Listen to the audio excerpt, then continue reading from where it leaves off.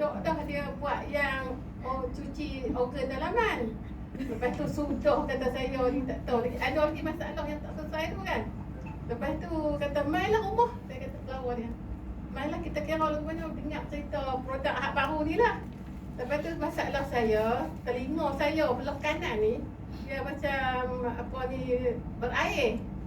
Lepas tu saya segan jadi malu lah juga nak pergi mana-mana payah. Kalau nak pergi semayang ke masjid saya kena sumbat tisu lah di telinga. Bila sumbat tisu, tak sumbat pun telinga ni pekak dah. Dia pekak sebelah. Lepas tu saya kata kat suami saya, macam mana? Itulah duk tengok gambar apa? Piramid itu duk pekak-pekak kulit kita lah kata.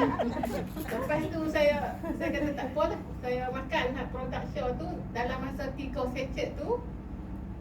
Saya tak perasan macam kering dah, tak ada apa lah saya kata kat suami saya. Lepas tu saya cuci jugalah sikit-sikit ada tak ni lah kering betul lah. Untuk cadang nak pergi jumpa pakar lah. Sebab kan tak dah nak pergi jumpa produk dah sampai, tak jadi pi lah kiranya.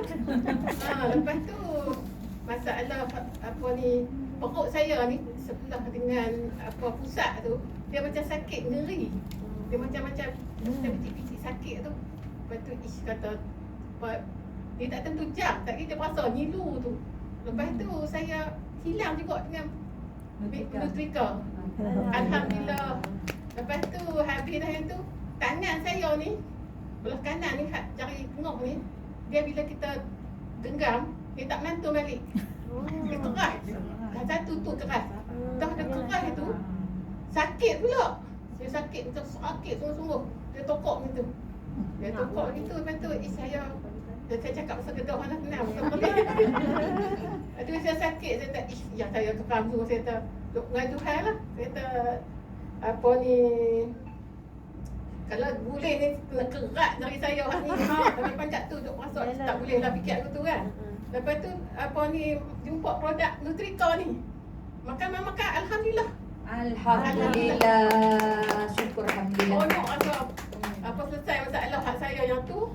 Kemudian selepas tu saya kena sengat penyengat. Kena buang ni macam anak saya ni. Apa ni kena penyengat. Biasa kalau penyengat tu ambil masa juga nak hilang, dia bengkok kan. Dalam 10 minit tak ada apa. Alhamdulillah. Bukan nak cerita bohong lah saya alami ni. Lepas tu saya apa ni bagi kucing makan ubat.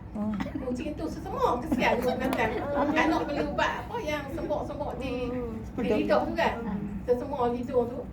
Lepas tu dia